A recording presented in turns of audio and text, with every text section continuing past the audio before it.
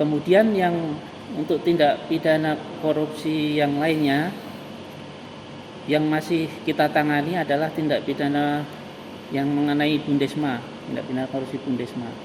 Saat ini masih kita menunggu hasil penghitungan dari ahli, kita ahli dari BPK. Penghitungan kerugian ya? Ya, masih nunggu hasilnya. Ahlinya siapa? Ahlinya dari BPK RI sama ya, sama keuangan negara. Kira-kira targetnya kejaksaan ada nggak untuk menentukan ini ya namanya yang terlapor sebagai tersangka? Kira-kira kapan?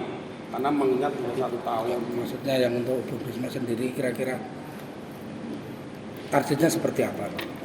Jadi gini Pak, seperti tadi saya sampaikan bahwa teman-teman penyidik sampai saat ini kita masih berjalan di jalur DSO.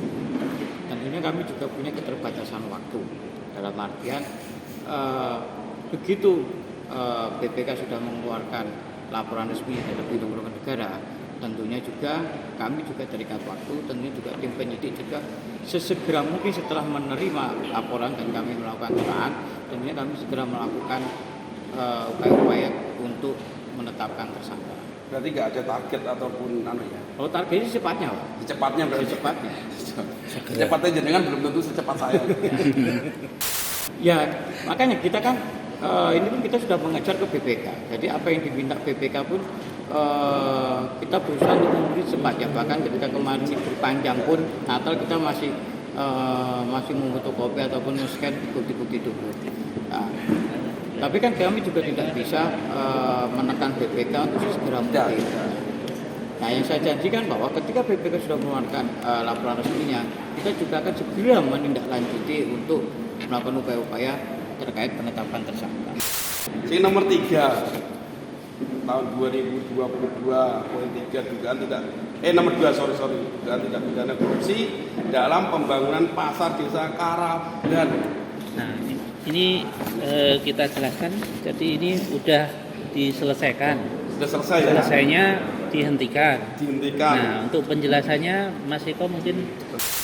Jadi pasar desa Karaban itu dihentikan di April 2022. Di April 2022. April. Jadi untuk alasan penghentian karena tidak cukup bukti, salah satu unsur tidak terpenuhi, yaitu unsur merugikan keuangan negara. Unsur kerugian negara. Unsur merugikan keuangan negara. Pasal 2, pasal 3. Kemudian kenapa itu tidak terpenuhi? Karena dari pihak mereka itu di bulan Januari sudah mengembalikan nilai kerugian hasil dari LHP Inspektorat sebesar 150 juta sekian disetorkan ke kas negara.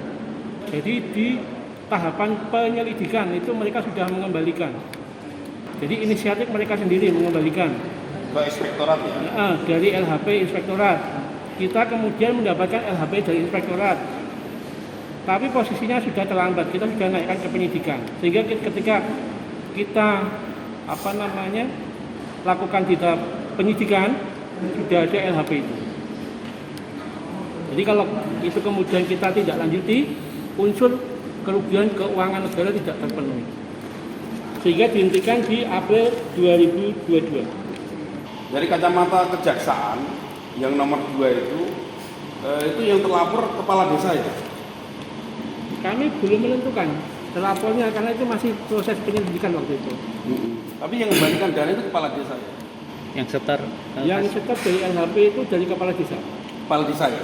Yang menyetorkan. Ya, yang membalikan dana itu kepala desa. Berarti belum sempat menghitung kerugian, ujuk-ujuk dia sudah duit esek ya?